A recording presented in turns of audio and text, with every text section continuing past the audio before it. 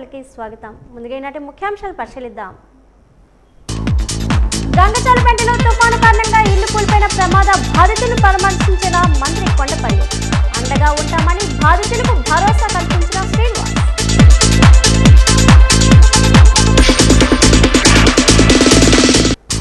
తెర్ల మండలం గంగనపాడు గ్రామాన్ని పరిశీలించిన జిల్లా కలెక్టర్ రామసుందర్ రెడ్డి. వ్యాధులు ప్రబలకుండా శుద్ధ జలం పంపిణీ చేయాలని ఆదేశం.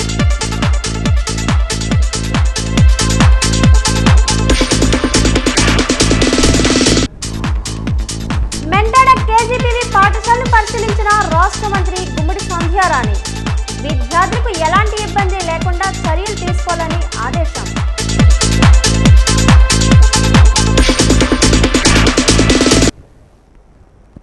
మొంతా తుఫాన్ ప్రభావిత ప్రాంతాలను ముఖ్యమంత్రి చంద్రబాబు నాయుడు ఏరియల్ సర్వే ద్వారా పరిశీలించారు.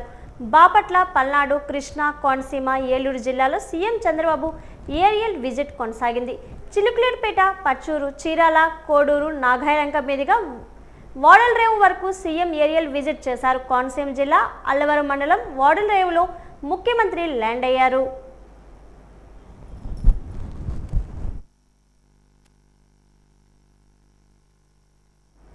గజపతినగర్ మండలంలోని గంగచోలపేట గ్రామంలో బుధవారం మధ్యాహ్నం రాష్ట్ర మంత్రి కొండపల్లి శ్రీనివాస్ పర్యటించారు. తుఫాను కారణంగా కూలిన ఇళ్లను పరిశీలించి ప్రభుత్వ ఆసుపత్రిలో చికిత్స పొందుతున్న వారిని పరామర్శించారు.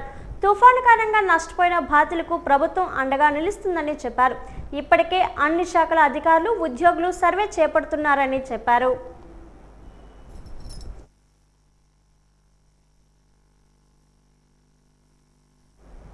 జిల్లాలో వరద ప్రభావిత ప్రాంతాల పరిశీలనలో భాగంగా బుధవారం తెర్ల మండలం గంగనపాడు గ్రామాన్ని జిల్లా కలెక్టర్ ఎస్ రామసుందర్ రెడ్డి ప్రత్యక్షంగా పరిశీలించారు.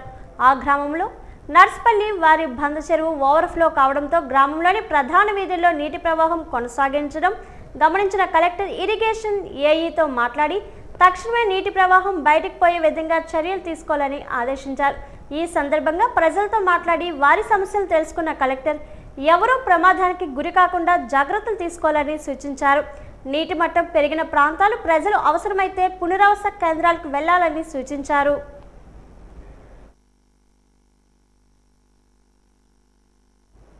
బొబ్బిలి నియోజకవర్గంలో మొంతా తుఫాన్ ప్రభావిత ప్రాంతాల్లో పర్యటించిన శాసనసభ్యులు ఆర్వీఎస్కేకే రంగారావు తెర్ల మండలం గంగనపాడు గ్రామం చుట్టుపక్కల ఉన్న చెరువులు నిండిపోవడంతో గ్రామంలోకి నీరు చేరడం జరిగింది. ఎమ్మెల్యే బేబీ నాయన ఈరోజు గంగనపాడు గ్రామంలో ముంపు ప్రాంతాన్ని సందర్శించి వారికి కావాల్సిన సహాయాన్ని అందజేయాలని అధికారులకు ఆదేశించారు. అలాగే అధిక వర్షాల కారణంగా ముంపుకి గురైన పంట పొలాలను కూడా పరిశీలించడం జరిగింది. తెర్లాం మండలంలో ఈ ముంపు వల్ల ఏమైనా అధిక వర్షపాతం వల్ల పడిపోయినటువంటి వరిసేల్ని పరిశీలించడం అయింది. నియోజకవర్గ పరిధిలో ఉన్నటువంటి ధాన్యం రైతులు అవనివ్వండి, వరిసేను ఉన్నటువంటి వారు అవనివ్వండి, ఇతర పంటలు కూరగాయలు ఉన్నటువంటి వారు అవ్వండి, ఏ పంట అయినా ఈ తుఫాను వల్ల నష్టం కలిగిస్తే ఇమీడియట్గా మీ అగ్రికల్చర్ అసిస్టెంట్కి, మీ తహసీల్దార్ గారికి, మీ ఏఓ గారికి వెంటనే తెలియపరచండి. వెంటనే ఎన్యూమరేట్ చేస్తారు. ఎట్టి పరిస్థితుల్లో 1 సెంటు భూమికి కూడా నష్టం జరగకుండా ప్రభుత్వానికి నివేదించి దానికి సరిపడా నష్టపరిహారం తెప్పించే బాధ్యత మాదని మీకు అందరికీ కూడా తెలియజేసుకుంటున్నాను. మీ కష్టం వృధా పోకుండా ఈ ప్రభుత్వం, ఎన్డీఏ ప్రభుత్వం, నారా చంద్రబాబు నాయుడు గారు అన్ని విధాలుగా ఆదుకుంటారని మీకు అందరికీ ఈ మెసేజ్ ద్వారా నా యొక్క విన్నపం. గిరిజన గ్రామాల్లో సుడిగాలి పర్యటన చేసిన ఎమ్మెల్యే కోళ్ల లలిత కుమారి చేశారు. పునరావాస శిబిరాల్లో ఉన్న చిన్నారులకు, మహిళలకు సొంత నిధులతో పాలు, పళ్ళు, రొట్టెలు, చీరలు పంపిణీ చేశారు. ప్రజలు ఎవరు ఆందోళన చెందవద్దని, అధైర్యపడవద్దని, మీకు అండగా నేనున్నానని అన్నారు. మెట్టపాలెం, మూలబొడ్డవర, కాపు, సోంపురం పునరావాస శిబిరాలను పరిశీలించారు. ప్రకృతి విపత్తు సమయాల్లో ప్రజలకు ఇబ్బందులు లేకుండా చూడటమే కూటమి ప్రభుత్వ ప్రధాన లక్ష్యమని తెలిపారు. ప్రతి పునరావాస కేంద్రంలో వైద్య శాఖ సిబ్బంది అందుబాటులో ఉండాలని, ముఖ్యంగా వృద్ధులకు, పిల్లలకు, గర్భిణీ స్త్రీల పట్ల తగు జాగ్రత్తలు తీసుకోవాలని సూచించారు. సచివాలయ సిబ్బంది, వైద్య శాఖ సిబ్బంది, కూటమి పార్టీ నాయకులు, కార్యకర్తలు తదితరులు పాల్గొన్నారు.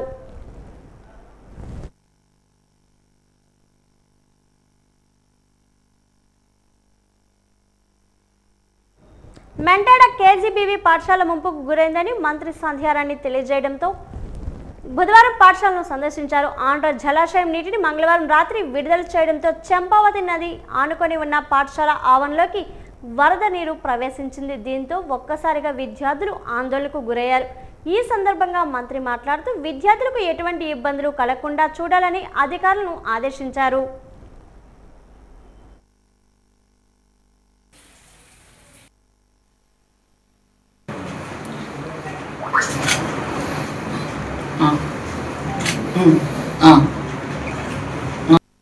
తర్వాత జగన్నాథపురం గ్రామం బయటికి రాలేదు. ఇంకా అది మనం అది చేయకపోతే వాళ్ళు అక్కడ ఎలా అంటే ఒక ద్వీపంలో ఉన్నట్టే, వాళ్ళు బయటకు కూడా రాలేరు. జస్ట్ అందుకే 3 lakhs వేయించాను.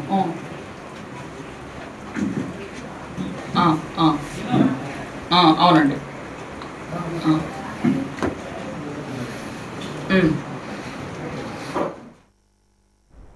మెంటాడ ఎంఆర్ఓ కార్యాలయంలో ఏర్పాటు చేసిన కంట్రోల్ రూమ్ను శ్రీమతి గుమ్మడి సంధ్యారాణి సందర్శించారు. మండల ప్రాజెక్టులో నీటి ఫ్లో, అవుట్ ఫ్లో పరిస్థితులను అధికారుల వద్ద నుండి అడిగి తెలుసుకున్నారు. రైతులు ఎటువంటి నష్టాలు చవిచూడకుండా ముందస్తు చర్యలు తీసుకోవాలని సూచనలు చేశారు. సాలూరు మండలంలో కంట్రోల్ రూమ్లో ఎంఆర్ఓ, ఎండిఓ నిరంతరం అప్రమత్తంగా ఉండాలని ఆదేశించారు. ఇరిగేషన్, విద్యుత్ శాఖ అధికారులు ప్రజలకు ఎల్లప్పుడూ అందుబాటులో ఉండాలని ఆదేశించారు. అవసరమైతే సెలవులు పొడిగించే అవకాశం ఉందని మంత్రి తెలిపారు.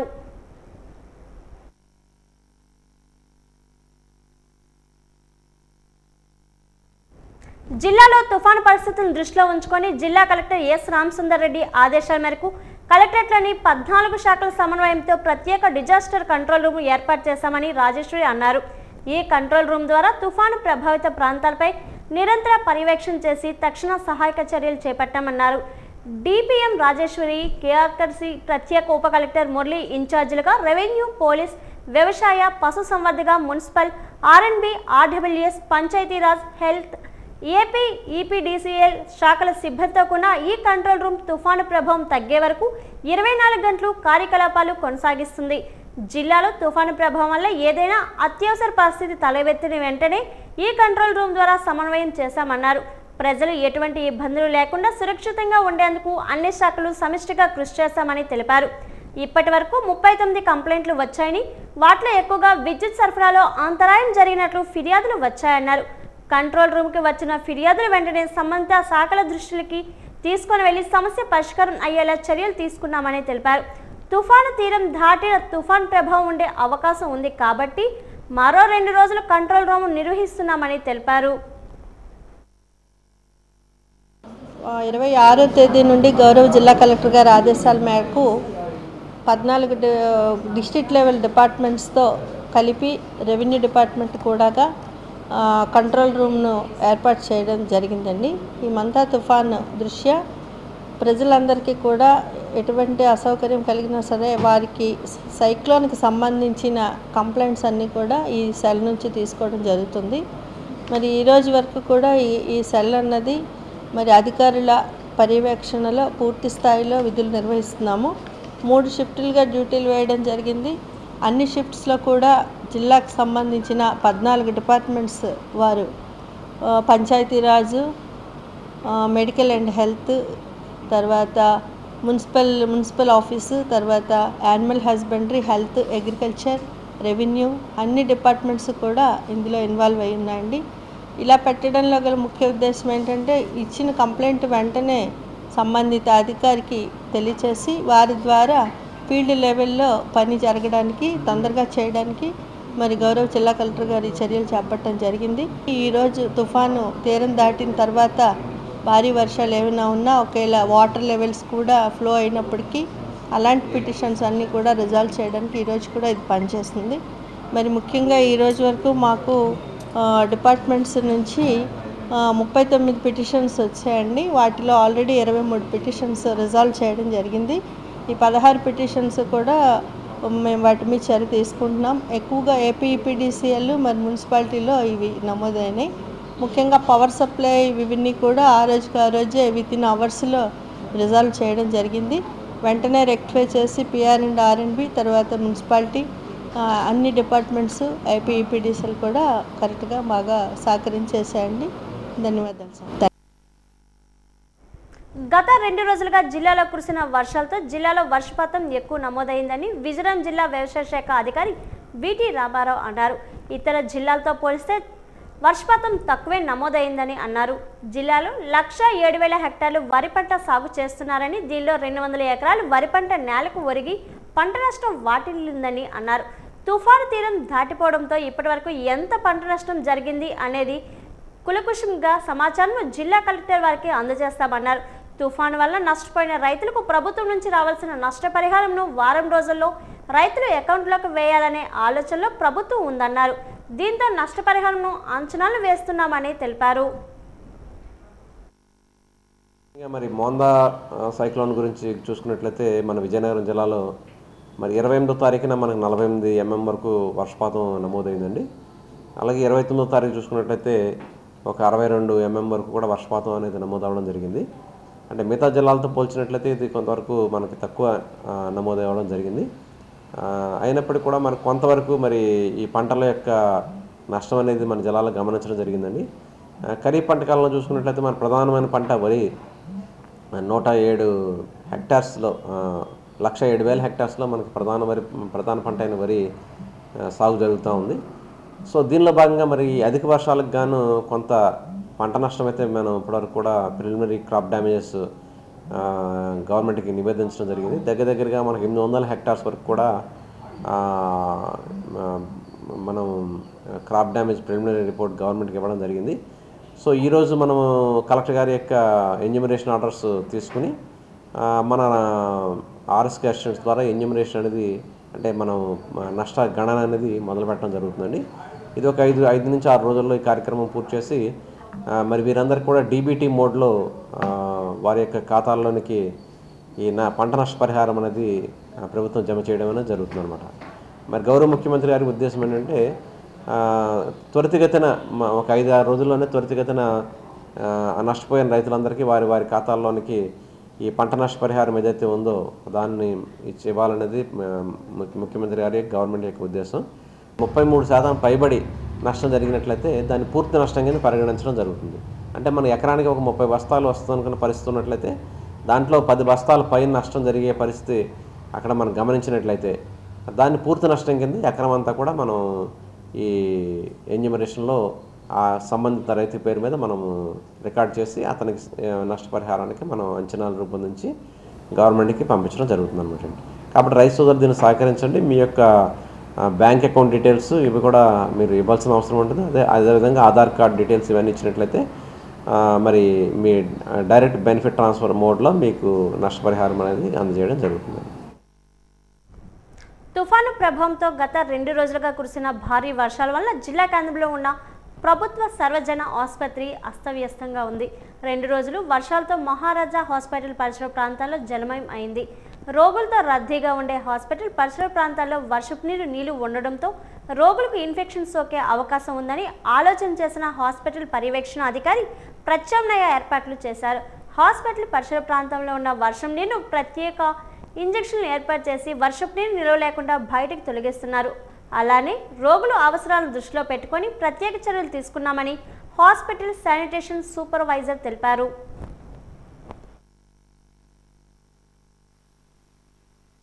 సూపరింటెండెంట్ 2 రోజులు భారీ వర్షాల కారణంగా సూపరింటెండెంట్ మేడం గారి ఆదేశాల మేరకు మాకు కొంచెం ఎమర్జెన్సీ పర్పస్ ఎక్కడైనా సరే వాటర్ స్టాగ్నెట్ అయిపోతుందనేసి ఈ మోటార్ పెట్టి వాటర్ బయటికి రిలీజ్ చేస్తున్నామండి. రోజులు బట్టి చేస్తున్నామండి. బయటికి వెళ్ళిపోతుందండి వాటర్ అంతా. ఇప్పుడు ఎటువంటి ఇబ్బంది లేకుండా అసౌకర్యం కలగకుండా ఎక్కడ వాటర్ ఎక్కడ బయటికి పంపించేస్తున్నామండి. విజయనగరం జిల్లా గుర్ల మండలం పాల్వలస గ్రామంలో గేదెల అప్పలనాయుడు అనే రైతుకు సంబంధించి 2 ఎకరాల బొప్పాయి తోట పంట పూర్తిగా నాశనమైంది. పంట చేతికి వచ్చే సమయంలో ఒక్కసారిగా గత 2 రోజుల నుంచి ఈదురుగాలు కురుస్తున్న వర్షంతో పూర్తిగా దెబ్బతిన్నది. దీంతో రైతు లభోదిబోమని అంటున్నారు.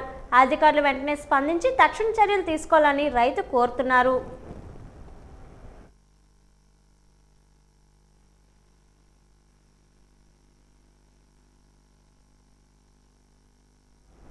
విజయనగరం నగర కార్పొరేషన్ పరిధిలో ఉన్న ధర్మపురి పరిసర ప్రాంతంలోని వరిచేను మొంతా తుఫాన్ ప్రభావానికి కాస్త నీట మునిగి నేలమట్టమైన పరిస్థితి ఏర్పడింది. దీంతో రైతులు ఎన్నో అవస్థలు పడుతున్నారు. అక్కడున్న పరిస్థితులపై రైతులతో మా వాజీ ప్రతినిధి సంతోష్ ముఖాముఖి ఇప్పుడు చూద్దాం. మొంతా తుఫాను దృష్ట్యా వరి పంటకు సంబంధించి ఈదుడుగాలులు వీయడంతో కొంతమేర వరి పంట అనేది నేలమట్టమైందని మనం చెప్పుకోవచ్చు. మనం ప్రస్తుతం విజయనగరం మండల పరిధిలో ఉన్నటువంటి ధరంపూర్లో మనం ప్రస్తుతం విజయనగరం నగర కార్పొరేషన్ పరిధిలో ఉన్నటువంటి ధరంపూరి గ్రామంలో మనం ప్రస్తుతం ఉన్నాం. రైతులను కూడా అడిగి తెలుసుకుందాం. సార్ చెప్పండి, ఈ తుఫాను ప్రభావంతో వరి పంట ఏ విధంగా మీకు ఎఫెక్ట్ చూపించింది? శని ఈని పైకి వచ్చేటప్పుడు ఈ తుఫాను వచ్చింది మాకు. దీనివల్ల గాలి వాన అయితే మాకు కొద్దిగా లాస్ వచ్చింది. ఆ లాస్ వల్ల ఏంటంటే రైతులు మాత్రం చాలా ఇబ్బంది అవుతాము. అంతేగాని ఇప్పుడే కాదు బాబు, ఎప్పుడు వచ్చినా సరే ఏదైనా సరే మాకు ఉపాయం మాత్రం లేదండి. గవర్నమెంట్లోను ఆ గవర్నమెంట్ దృష్టిలోనే మాకు లేదండి. మా భూమికి ధరంపూర్లోను ఇంచుమించి 40 ఎకరాల భూము. దాని గురించి మేము రైతులు ఒక్కొక్క ఎకరానికి 30,000 రూపాయలు పెట్టుబడి పెడతాను. 30,000 రూపాయలు పెట్టుబడి పెట్టినా సరే మాకు వచ్చింది, కాకపోతే అది పండిందంతే 40,000 రూపాయలు వస్తుందండి ఎకరానికి. 30,000 రూపాయలు పెట్టుబడి పెడితే అదైనా సరే నమ్మకం లేదండి వచ్చిందాకా మాకు. ఈ తుఫాను ప్రభావంతో ఏమైంది? ఈ తుఫాను దీనివల్ల మరి ఇంక మాకు ఇదే నష్టం. కాకపోతే ఈ 40 ఎకరాల భూదేతలను 4 ఎకరాలు 3 ఎకరాలు భూమి మట్టం నష్టపరైంది. భూమి మట్టం అయిపోయింది. దానివల్ల మాత్రం మాకు ఏం లేదు. అది అంటే సుమారు ఒక 6 నెలల నుంచి సుమారు అంటే చిన్నపిల్లల్ని ఏ విధంగా చూసుకుంటామో వరి చేన్ని ఆ విధంగా చూసుకోవాల్సినటువంటి బాధ్యత మీపై ఉంటుంది, మీరు కూడా చేస్తారు. కానీ మీకు ఎలా అనిపిస్తుంది, ఇప్పుడు ఎలా ఉంది చెప్పండి? 7 నెలల కానీ మేము బాధలు పడుతున్నాం. ఇప్పుడు ఇంతవరకు పడ్డాం, కానీ ఇప్పుడు మటుకు ప్రయోజనం లేకుండా అయిపోయింది రైతులకి. ఇంకా 7 జరిగితేనే మాకు భయం వేస్తుంది. కర్ర ఇంటికి వస్తారు, రైస్ ఇంటికి వస్తుందా, ధాన్యం వస్తుందా లేదని మాకు నమ్మకం లేదు. ఈ ఉపయోగం అలా ఉంది ఈ ప్రభావం. అంటే తుఫానే కాదు, ఇంతకుముందు కూడా ఏకదాటి 7 నెలలకండి వర్షాలు ఏకంగా. అయినా సరే మొదలు తీయకుండా ఆకులు వేసిన త్వర పంట తెచ్చే మొదలు ఇప్పటికి ఈరోజు కూడా మొదలు తీయలేదు మేము. ఈ వర్షం వల్ల ప్రయోజనం. భూమి అయితే గొల్లు ఇచ్చేసి జోకిసి పడిపోతాను చేయలే. అయితే ఒకటి బామ్మతో చిన్న చూసాడు, గాలి లేదు లేకపోతే మొత్తం మాసు మొత్తం నష్టపరితం అయిపోయింది. మాకైతే గాలి లేదు. అది ఏంటండి ఇప్పుడు ప్రస్తుతానికి వరి చేను ఏ స్టేజ్లో ఉంది? ఇప్పుడు ఇంకా ఎంత సమయం, మళ్ళీ కోతకు వచ్చే సమయంకి ఎంత టైం పడుతుంది? ఇప్పుడు ఎలా ఉంది చెప్పండి? 20 రోజులు కోత అవుతుంది. 20 రోజుల్లో కోత. ఇది ఇలాగో మనం మేము కోతాం కోతలు. అది ఇలా ఉంది పరిస్థితి ఇలా ఉందన్నమాట. మాకైతే నష్టపరిచయం ఎప్పుడు కూడా గవర్నమెంట్ వల్ల మాకు లేదు. ఎందుకంటే మాది మానసాస్తి రాష్ట్ర అని వేస్తాను, కౌలు భూమి అనమాట. మేము శిస్తు చేస్తాను, ఎకరానికి 1000 రూపాయలు కడతాను మానసాస్తికి శిస్తు. మ్యాక్సిమం మా ఆవిడ ఇప్పుడు అన్నాడు ఎకరానికి 30,000 అని. 40,000 వస్తాడు అంటాడు, కానీ 40 కూడా ఈ సంవత్సరం రాదు మాకు. ఎందుకు రాదంటారు కారణం? ఇప్పుడు ఇంటి కళ్ళంకి వస్తుందో రాదు భయం వస్తుంది కదా మాకు. ఈ ఎలకలు చిలకలు పందులు మాకు పందుల వల్ల బాగా నష్టం వస్తుందండి. పందుల వల్ల మాత్రం విపరీతం. పందుల వల్ల మాకు రాత్రులు పొగులు కూడా నిద్ర లేదు ఆ పందుల వల్ల. మేము ఆ పందులలో వెళ్ళి అడిగితే మున్సిపాలిటీకి వెళ్ళా, మా పోలీస్ స్టేషన్కి వెళ్ళా అడిగితే అక్కడ వాళ్ళు ఏమంటారే, చంపియండి అయ్యా అంటారు. మీరు నచ్చినట్టు చేసుకుని అంటారు. లేదు మేము చంపేసాం అనుకోండి ఏదో ఒకటి, మీకు చంపడానికి మీకు అరగైతే అది చంపకూడదు అని మళ్ళీ మాకు కేసు. మాకు కేసు వాళ్ళు మాత్రం వింటలేదండి. ఆ పందులు గాలు మాకు ఏం ఆదాయం చూపించలేదు. నష్టపోవడం మేము తప్పగానే రెండోది ఏట్లేదు. ఏమంటే మీ పట్టా భూములు కావాలంటారు అంతే. మరి ఇంకేంటి ఇప్పుడు నష్టపరిహారం అడిగితే మీ పట్టా భూములు కావు, పాస్బుక్లు ఉండాలి. మాకు పాస్బుక్లు లేవు. మాకు ఎవరు వస్తారు పాస్బుక్లు? అసలు గెలిపితే ఇవ్వాలా? అసలు గెలిపిస్తాడా మాకు? ఇవ్వడు. దానివల్ల మా తాతలు ముత్తాతల కాంచి బతుకుతాను ఉంటాను కాబట్టి ఇది దీనికి సంబంధించినటువంటి సమాచారం. అయితే ఏదైతే మొంతా తుఫాన్ దృష్ట్యా కాస్త ఏదైతే ఈదుడుగాలు అయితే కాస్త తక్కువగానే వచ్చాయని చెప్పి ఒక పక్క రైతులు చెప్తున్నారు. అయితే ఏదైనప్పటికంటే ఒక పక్క వచ్చినటువంటి ఈదుడుగాలులకు ఈ తుఫాను ప్రభావంతో కాస్త వరి పంట అయితే నాశనం అయ్యింది. ఒక వరి పంట అయితే చేతికి వచ్చినటువంటి వరి పంట ఏదైతే ఉందో అది పొడవుగా ఎదిగినటువంటి వరి పంట కొన్ని మడులలో ఉన్నటువంటి ఆ వరి పంట నేలమట్టమైందని చెప్పి రైతులు ఆవేదన వ్యక్తం చేస్తున్నారు. ప్రభుత్వం కూడా ఎలాంటి నష్టపరిహారం కూడా ప్రభుత్వాలు మారుతున్నా సరే మా పొలానికి మాత్రం ఎప్పుడు కూడా నష్టపరిహారం ఇవ్వడం లేదని చెప్పి రైతులంతా ఆవేదన వ్యక్తం చేస్తున్నారని మనం చెప్పుకోవచ్చు. అయితే ఈ ఏడాదైనా సరే ఈ తుఫాను ప్రభావంతో నేలమట్టమైన వరి పంటకు నష్టపరిహారం అందజేయాలని చెప్పి రైతులు కోరుతున్నారు. వీడియో జర్నలిస్ట్ రవితో సంతోష్, వాజీవ్ 1 న్యూస్, ధరంపూర్ నుంచి. దేశ భద్రతకు ప్రాణత్యాగాలు చేసిన పోలీస్ వీరులను స్మరించుకుంటూ ప్రతి సంవత్సరం అక్టోబర్ 21న అమరవీరుల సంస్మరణ దినోత్సవం జరుపుకుంటున్నామన్నారు. పోలీస్ అమరవీరుల సంస్మరణార్థం అక్టోబర్ 21 నుండి 31 వరకు జిల్లా వ్యాప్తంగా వివిధ కార్యక్రమాలు చేపడుతున్నామని, దీనిలో భాగంగా ఈరోజు పార్తీపురం మన్యం జిల్లా ఎస్పీ ఎస్వి మాధవరెడ్డి ఐపీఎస్ ఆదేశాల మేరకు పార్తీపురం పట్టణంలోని ఆర్టీసీ కాంప్లెక్స్ జంక్షన్ వద్ద గల వైఎస్ఆర్ విగ్రహం వద్ద పోలీస్ బ్యాండ్ బృందంతో తమ వాద్యాలతో ప్రదర్శనలు చేశారు. అనంతరం విధి నిర్వహణలో ప్రాణాలను త్యాగం చేసిన అమరులైన పోలీసుల యొక్క త్యాగాలు, వారి యొక్క త్యాగ నిరతిని ఎన్నడూ మరవలేము అని కొనియాడుతూ వారికి శ్రద్ధాంజలి ఘటించారు. పోలీస్ బ్యాండ్ బృందం తమ వాద్యాలతో జోహార్లు పలికారు.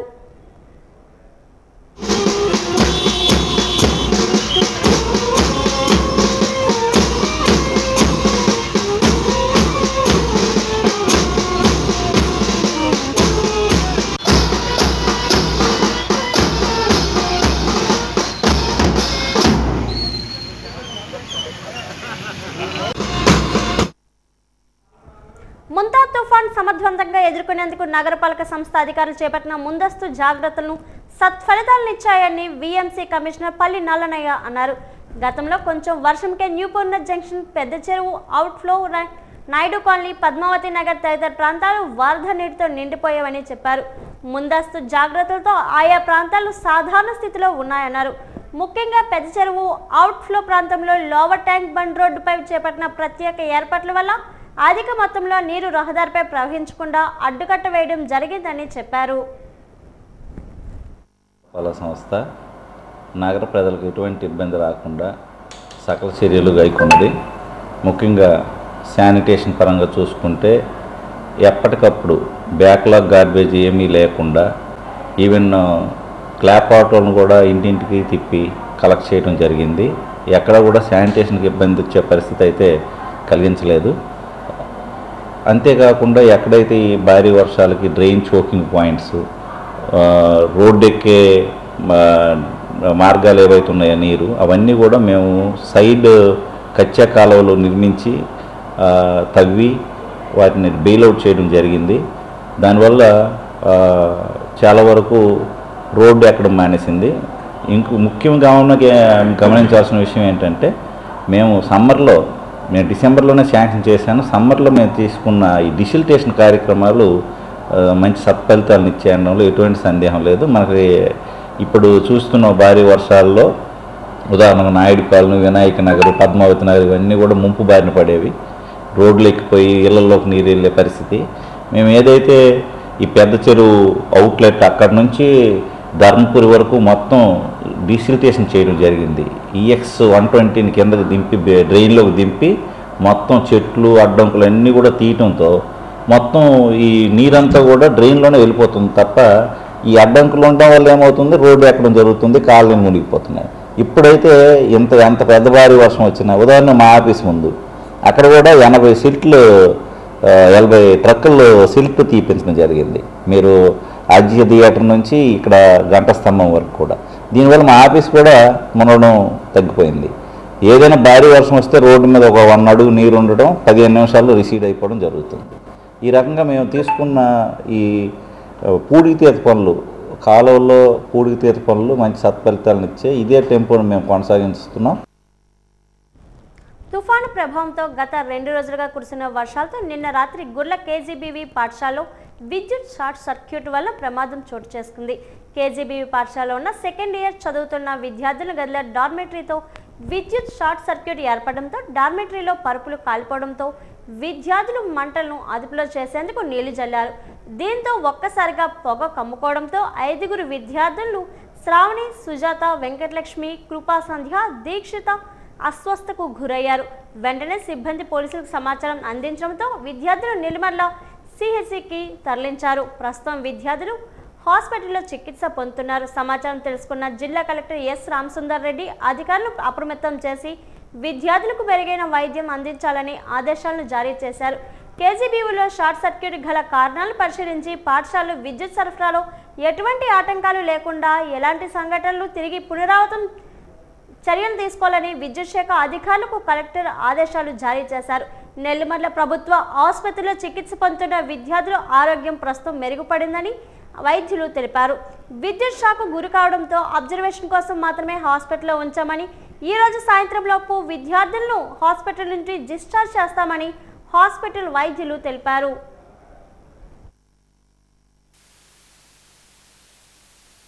నా పేరు జీ కృపా సంజన. నేను 9th క్లాస్ చదువుతున్నాను.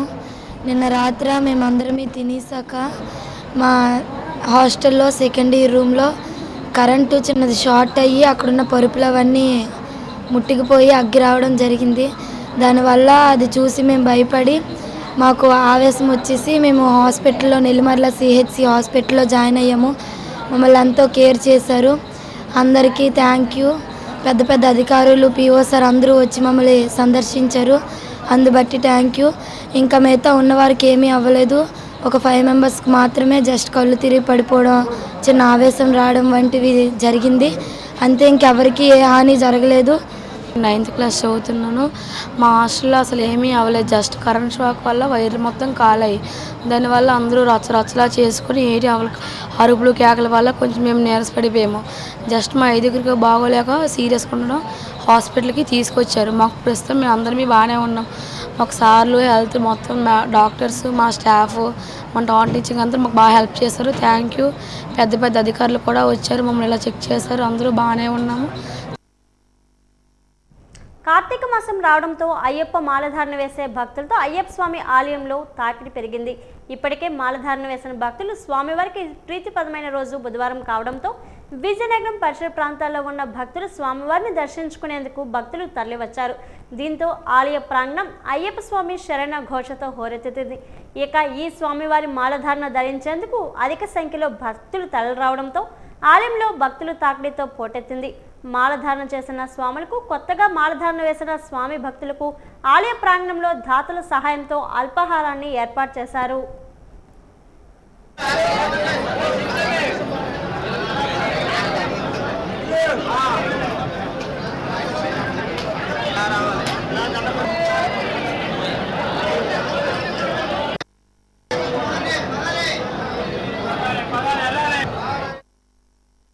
పార్తిపురం మండలం కృష్ణపల్లి గ్రామానికి చెందిన చిరంజీవి అంచెలుగా ఎదిగి దర్శకుడిగా అతని ఆధ్వర్యంలో ఉప ముఖ్యమంత్రి కొణిదెల పవన్ కళ్యాణ్ స్ఫూర్తితో సొంత ఊర్లో సినిమా తీయాలనే దృఢ సంకల్పంతో ఓ ప్రేమ సినిమా తీస్తున్నట్లు దర్శకుడు జి చిరంజీవి తెలిపారు.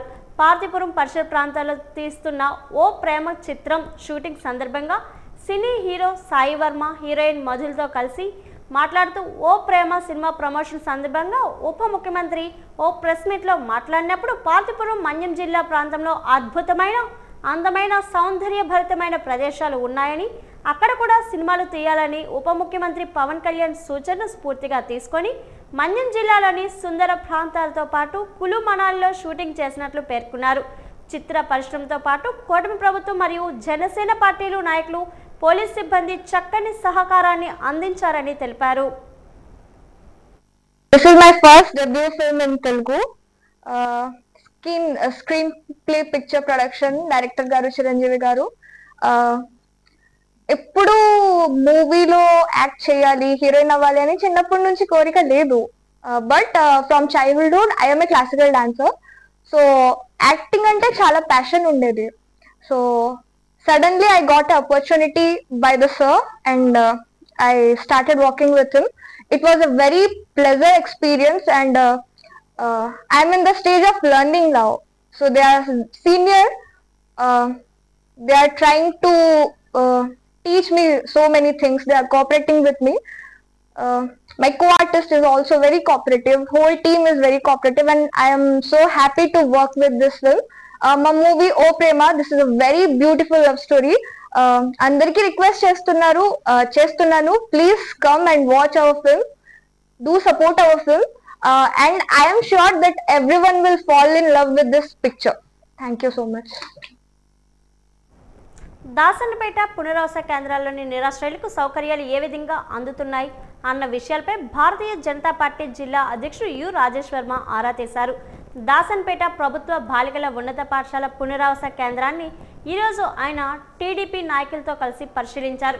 ఈ సందర్భంగా ఆయన మాట్లాడుతూ మొంతా తుఫాన్ ప్రభావంతో చాలా మంది నిరాశ్రయులకు పునరావాస కేంద్రాల ద్వారా ఆశ్రయం కల్పించడం జరుగుతుందన్నారు. కూటమి ప్రభుత్వం నిరాశ్రయులకు అండగా ఉంటుందన్నారు. మరో 2 రోజుల పాటు వీరికి ఆశ్రయం ఇవ్వడం జరుగుతుందని అన్నారు. ఈ కార్యక్రమంలో టీడీపీ నాయకులు నాగరాజు తదితరులు పాల్గొన్నారు. గంటల నుంచి భారీ వర్షాలు పడడం వల్ల పునరావాస కేంద్రంగా మన గర్ల్స్ స్కూల్ని ఏర్పాటు చేశారు. బావమెట్లో మేడం గారు బయట నుండి హఠావటిన అక్కడికి వెళ్ళి వాళ్ళకి అన్ని సౌకర్యాలు అందజేయలేదు చూడమని పార్టీ కుర్రాలను ఆదేశించిన వెంటనే వాళ్ళకి వచ్చి ఆహార పదార్థాలు, అలాగే దుప్పట్లు, చేపలు, వాటరు, వాళ్ళకి కావాల్సిన బిస్కెట్లు ఇట్లన్నీ నిన్న నైట్ అరేంజ్ చేసాం. అలాగే ప్రభుత్వ అధికారులు ఎంఆర్ఓ గారు, ఈఆర్ఓ గారు అందరూ కూడా దగ్గరుండి రాత్రంతా పాపం వాళ్ళందరూ కూడా దగ్గరుండి ఇక్కడ వాళ్ళకి సపర్పర్యాలు చేస్తున్నారు. అందరికీ ఇక్కడున్న 30 మందికి కూడా అన్ని విధాలుగా అన్ని ఏర్పాట్లు చేసి ఈరోజు ఉదయం కూడా టిఫిన్లు అందించగలిగింది. ఇప్పుడు మధ్యాహ్నం భోజనం కూడా ఇక్కడే వండిస్తున్నారు. ప్రభుత్వం నుండి అన్ని జరుగుతున్నాయో లేవో మా పార్టీ నుంచి ఆదేశాల వరకు వచ్చి మేము కూడా గంటకి వచ్చి ఇక్కడ అన్ని కార్యక్రమాలు చూసుకుని వెళ్తున్నాం. ఈ పునరావాస కేంద్రం ఇప్పటివరకు 30 మందిని జాయిన్ అయి ఉన్నారు. ఈ 30 మంది కూడా అన్ని కార్యక్రమాలు దగ్గర నుండి చూసుకుంటున్నారు. బాబామెట్లో ఉన్నటువంటి ప్రభుత్వ బాలికోన్నత పాఠశాల ఏదైతే ఉందో ఆ పాఠశాలలో రీహాబిలిటేషన్ క్యాంప్ని ప్రభుత్వం నుంచి ఏర్పాటు చేయడం జరిగింది. ఈ క్యాంపులో 30 మంది ఇక్కడ ఆశ్రయం పొందారు. 30 మందికి ఇక్కడ భోజన వ్యవస్థ అలాగే ఉండడానికి కూడా ఏర్పాట్లు చేయడం జరిగింది. ఇక్కడ ఉన్నటువంటి 30 మందిలో 17 మంది విజయనగరం స్థానికులు, 2వ వార్డు 5వ వార్డు నల్లచెరువు ప్రాంతం నుంచి ఉన్నవాళ్ళు వచ్చి ఇక్కడ ఉంటే మిగతా 13 మంది కూడా కడప నుంచి ఇక్కడికి జీవనోపాధి కోసం, కడపలో జీవనోపాధి లేక ఇక్కడికి విజయనగరం జిల్లాకి జీవనోపాధి కోసం వచ్చినటువంటి కుటుంబాలు ఇబ్బందుల్లో ఉన్నాయని చెప్పి గ్రహించి ఇక్కడ ఉండేటటువంటి స్థానిక పెద్దలు తెలియజేయడం మూలంగా ఇక్కడ తీసుకుని వచ్చి పెట్టడం జరిగింది. వీళ్ళకి కూడా ఇక్కడే రీహాబిలిటేషన్ క్యాంప్లో ఉన్నారు. ఇక్కడ పిల్లలు కూడా ఉన్నారు. వాళ్ళ కుటుంబాలతో సహా ఇక్కడ ఉండడం జరిగింది. వీళ్ళకి ఇక్కడ కొన్ని సదుపాయాలు కల్పించి ప్రభుత్వం నుంచి పూర్తి జాగ్రత్తలు తీసుకోవడం జరుగుతూ ఉంది. ఇంకొక 2 రోజుల్లో ఇది పూర్తిగా అంటే తుఫాన్ అయితే తీరం దాటింది. ఈరోజు రాత్రికి కూడా కొంతవరకు భారీ వర్షాలు పడే అవకాశం ఉంది అని చెప్పేసి అధికారులు మనకి తెలియజేస్తున్నందువల్ల ఈ క్యాంప్ అయితే ఇంకో 2 రోజుల వరకు కొనసాగుతుంది. తర్వాత వాళ్ళని వారి యొక్క జీవనోపాధి అయినటువంటి వ్యాపారాలు ఏవైతే చేసుకుంటూ ఉంటారో వాళ్ళ వ్యాపారాలకు తిరిగి వెళ్ళేటటువంటి పరిస్థితిని మనం ఉంటుంది. అప్పటి వరకు కూడా వారికి పూర్తి సహకారాన్ని అందిస్తూ ప్రభుత్వం నుంచి వారికి ఇక్కడ ఉండేటట్టుగా వ్యవస్థను ఏర్పాటు చేయడం జరిగింది. తాటిపూడి జలాశయం గరిష్ట నీటిమట్టం 297 అడుగులు కాగా ప్రస్తుతం తాటిపూడి జలాశయం నీటిమట్టం 294.30 అడుగులుగా ఉన్నది. ప్రస్తుతం జలాశయంలోనికి వరద నీరు ఇన్ఫో సుమారుగా 4755 క్యూసెక్ల నుండి 5335 క్యూసెక్లకు పెరిగినందున మూడో స్పిల్ వే గేట్ను తెరిచి ప్రస్తుతం గోస్తాని నదిలోకి సుమారు 6800 క్యూసెక్ల వరద నీరు విడిచిపెట్టడం జరిగింది. పైన వస్తున్న వరద ప్రభావం వల్ల అవుట్సోన్లో 6800 క్యూసెక్ల నుండి 9114 క్యూసెక్ ఇప్పుడు పెంచడం జరిగింది. గోస్తాని నది పరివాహక అలాగే వరద ప్రభావిత ప్రాంతాల వారు అప్రమత్తంగా ఉండాలని జలవనరుల శాఖ executive engineer irrigation division Gantyada తహసీల్దార్ నీలకంఠేశ్వర్ రెడ్డి తెలిపారు.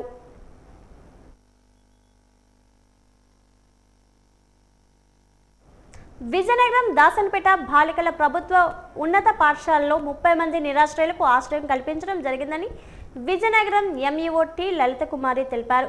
పునరావాస కేంద్రాల్లోని సౌకర్యాలు ఏ విధంగా ఉన్నాయి అనే అంశాలపై ఎంఈఓతో మా వాజీవన్ ప్రతినిధి సంతోష్ కుమార్ ఇప్పుడు ముఖాముఖి చూద్దాం. మొంతా తుఫాను ప్రభావంతో కొంతమంది విజయనగరం పట్టణానికి చెందినటువంటి నిరాశ్రయులు అంటే ఇల్లులు ఏదైతే డ్యామేజ్ అయినటువంటి ఉన్నవారో వాళ్ళందరినీ కూడా గవర్నమెంట్ సంబంధించినటువంటి గర్ల్స్ హై స్కూల్ సంబంధించినటువంటి బాబామెట్లో ఒక స్కూల్ ఉంది. ఆ ప్రాంతంలో పునరావాస కేంద్రాన్ని ఏర్పాటు చేశారు అధికారులు. దానికి సంబంధించినటువంటి కేంద్రంలో ప్రస్తుతం వీరందరూ కూడా షెల్టర్ చేశారు. ప్రస్తుతం మనకి మేడం దానికి సంబంధించినటువంటి అధికారి ఎంఈఓ గారు మన పక్కన ఉన్నారు. మేడం చెప్పండి, ఇప్పుడు ఈ పునరావాస కేంద్రంలో ఎంతమంది ఇక్కడ వీరందరూ కూడా ఉంటున్నారు? ఈ రోజుకి 30 మంది ఉన్నారు. వాళ్ళకి నిన్న రాత్రి సాయంత్రానికి 2 ఉన్నారు, రాత్రికి మిగిలిన వాళ్ళని తీసుకొచ్చారు. నైట్ వాళ్ళకి ఇది టిఫిన్ అది అరేంజ్ చేయడం జరిగింది. మార్నింగ్ బ్రేక్ఫాస్ట్ కూడా వాళ్ళకి అరేంజ్ చేశారట. మధ్యాహ్నం ఇప్పుడు లంచ్ తయారు చేస్తున్నారు. అలాగే ఈవినింగ్ కూడా వాళ్ళకి టిఫిన్ అది అరేంజ్ చేస్తారు. ఇక్కడ బాబామెట్ట స్థానిక ప్రభుత్వ బాలికల ఉన్నత పాఠశాలలో వీళ్ళకి షెల్టర్ ఇవ్వడం జరిగింది. 5 రూములు కేటాయించారు. ఫెసిలిటీస్ అన్నీ ఉన్నాయి. తాగునీరు కూడా డిపార్ట్మెంట్ వాళ్ళు ఏర్పాటు చేస్తున్నారు. రెవెన్యూ వాళ్ళు త్రూ అవుట్ ఉండి చూసుకుంటున్నారు వాళ్ళకి కావాల్సినవి. అలాగే కార్పొరేటర్ గారు కూడా చాలా హెల్ప్ చేస్తున్నారని చెప్తున్నారు వీళ్ళు. ఇంకా మొత్తం ఎన్ని రోజులు వీళ్ళని ఉంచే అవకాశం ఉంది? అసలు వీళ్ళని ఇక్కడ ఎందుకు తీసుకొచ్చారు మేడం? అక్కడ వీళ్ళు చెప్పిన దాన్ని బట్టి ఏంటంటే ఇల్లు పడిపోతున్నట్లు ఉన్నాయి, ఆ స్టేజ్లో ఉన్నాయని ముందు జాగ్రత్త చర్యగా అక్కడ ప్రాణాపాయ స్థితి ఏమీ కలగకుండా, వాళ్ళకి ఏమీ ఇబ్బంది కలగకుండా ఉండడం కోసమని ముందు ఇక్కడ పెట్టడం జరిగింది. అక్కడ కండిషన్ ఎప్పుడైతే బాగుపడుతుందో 1 or 2 డేస్లో షిఫ్ట్ చేసేస్తారు మళ్ళీ అక్కడికి. అంటే వాళ్ళు నివసించడానికి కొంచెం అనువుగా ఉండాలి కదా. మళ్ళీ దానికి మన రెవెన్యూ వాళ్ళందరూ కండిషన్ ఒకసారి చూసి బాగుంది పర్వాలేదు అని సర్టిఫై చేస్తే అప్పుడు వాళ్ళని పంపించేస్తారని అనుకుంటున్నాను. మీకు సంబంధించినటువంటి పరిధిలో ఇంకా పునరావాస కేంద్రాలు ఇంకేం ఉన్నాయా? ఇంకా దాని గురించి తెలిసినంత వరకు మన టౌన్లో 3 పెట్టారు. రాజీవ్ నగర్ కాలనీ ఒకటిను, మా అక్కడ లంక వీధిలో ఒకటి, ఇక్కడ ఒకటి. కానీ అక్కడ ఎక్కువ మంది లేరు. అక్కడ బాగానే ఉంది, ఏరియా అంతా డ్రైగా ఉంటుంది. అందువల్ల 1-2 ఉంటే వాళ్ళని ఇక్కడికి తీసుకొచ్చారు. ఇక్కడ ఏరియాలో ఎక్కువ అవసరం ఉంది కాబట్టి ఇక్కడే ఎక్కువ మంది ఉన్నారు. చెప్పండి, మీరు ఈ అంటే ఇక్కడికి రావడం, ఈ స్కూల్కి రావడానికి గల కారణం ఏంటి? మీకు ఏమైంది అసలు? మీ ఇల్లు ఏమైంది? మా ఇల్లు పడిపోద్దని తీసుకొని సార్ చెప్పారు. సార్ చెప్తే మేము పడిపోయిన బాధ లేదండి, మేము చచ్చిపోతామండి, అందులోనే చచ్చిపోవచ్చండి అంటే, అది కాదమ్మా మీ ప్రాణ అపాయం దాకుండా మేము తీసుకెళ్తున్నాం రండి అంటే, నాకు ఇష్టం లేదండి సారు నేను రానండి అన్నాను. అన్నా సరే తీసుకొచ్చారు. పోలీస్ కంప్లైంట్ ఇస్తామమ్మా మీరు రాకపోతే అనేసి అన్నారు. అంటే వచ్చాను నేను ఇంకొక ఆయన వచ్చాము. ఇక్కడ సౌకర్యాలు ఏ విధంగా బాగానే ఉన్నాయండి. టిఫిన్లు పెడుతున్నారు, టీలు ఇస్తున్నారు, పొద్దున్న భోజనాలు పెడుతున్నారు, మధ్యాహ్నం మళ్ళా బేకు ప్యాంట్ ఇస్తున్నారు, బిస్కెట్లు అవిను మాకు బాగా సదుపాయం చేస్తున్నారు ఆయన. ఆరోగ్యం పరంగా ఏమైనా సమస్యలు ఇస్తే చూస్తున్నారా? చూస్తున్నారండి. మాత్రలు అవి ఇస్తున్నారు. ముడుకు నొప్పులు అంటే మాత్రలు అవి తెస్తున్నారు, సచివాలయం నుంచి ఇస్తున్నారు. మేము పరిస్థితి ఎలా ఉందమ్మా? మా ఇల్లు పరిస్థితి పడిపోద్దేమనేసుకొని ఉంటున్నామండి. అదేనండి కారిపోద్దండి మా ఇల్లు. చెప్పండి, మీరు ఎంతమంది వచ్చారు ఇక్కడికి, ఎందుకు వచ్చారు చెప్పండి? 7 మంది వచ్చామండి. 7 మంది వచ్చామండి. మా ఇల్లు బాగోలేదు సార్, చెరువులో ఉన్నాం. ఎక్కడి నుంచి వచ్చారు? నల్ల చెరువు అండి. మొత్తం వాటర్ వస్తుందండి, ఇంటి దగ్గర వాటర్ వస్తుంది. ఇల్లు కూడా బాగోలేదండి, పడిపోయే స్థితిలో ఉంది అని చెప్తే ఉండండి అమ్మని చెప్పారు. మా పిల్లలు ఇద్దరు కూడా ఇదే స్కూల్లో చదువుకుంటున్నారండి. మరి బాగోలేదంటే రాత్రి ఐబీ రాజు గారు అందరు వచ్చారు. మేడం గారు అశోక్ గారు పాప కూడా మాట్లాడారు లైవ్లో. మాకు దుప్పట్లు, మాకు చేపలు, టిఫిన్స్, బిస్కెట్స్, వాటర్ బాటిల్స్ అన్నీ మాకు సౌకర్యం చేశారు. మాట్లాడే మేడం గారు ఇక్కడ ఉన్నానమ్మా మీకు ఏ ఇబ్బంది అయినా మాకు చెప్పండి అని చెప్పారు. మాకు అన్ని సౌకర్యాలు బాగున్నాయండి. మాకు జనరేటర్ కూడా రాత్రి అరేంజ్ చేశారు. బాత్రూంలో అన్నీ బాగున్నాయి. ఇక్కడ ఉదయాన్నే టీ ఇచ్చారు. మళ్ళీ అంటే వాతావరణం ఇదైన వరకు చెప్పకుండా బయటకు వెళ్ళొద్దని చెప్పారండి. ఉదయం టిఫిన్ పెట్టారు, టీ ఇచ్చారు. మధ్యాహ్నానికి భోజనం రెడీ చేస్తున్నారు.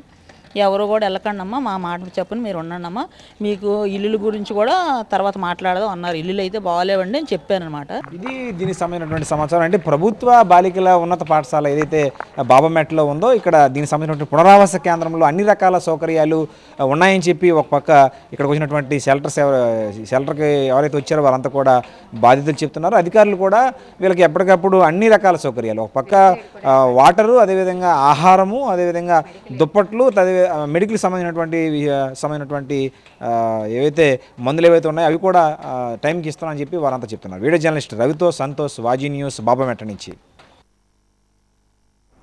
పార్తీపురం మన్యం జిల్లా ముంతా తుఫాన్ దృష్ట్యా సాలూరు మండలం మామిడిపల్లి బ్రిడ్జిని మరియు మామిడిపల్లి పిహెచ్సిని స్వయంగా రాష్ట్ర గిరిజన సంక్షేమ మరియు స్త్రీ శిశుసంక్షేమ శాఖ మంత్రి గుమ్మడి సంధ్యారాణి పరిశీలించారు. తుఫాను కష్టం తీరినంత వరకు అధికారులు అంతా ప్రజలకు అందుబాటులో ఉండవలసిందిగా పిహెచ్సి వైద్య అధికారులు కూడా అప్రమత్తంగా ఉండాలని కోరారు.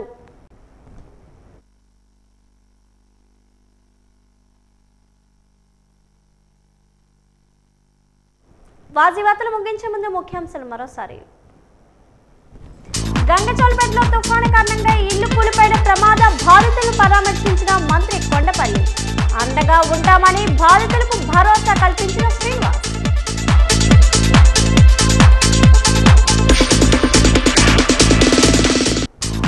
తెర్ల మండలం గంగనపాడు గ్రామాన్ని పరిశీలించిన జిల్లా కలెక్టర్ రామసుందర్ రెడ్డి. వ్యాధులు ప్రబలకుండా శుద్ధ జలం పంపిణీ చేయాలని ఆదేశం.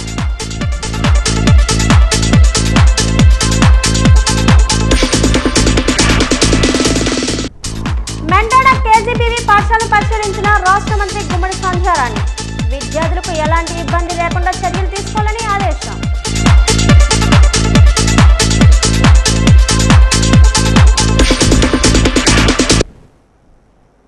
వాజీవాతులు ఇంతతో సమాప్తం. నమస్కారం.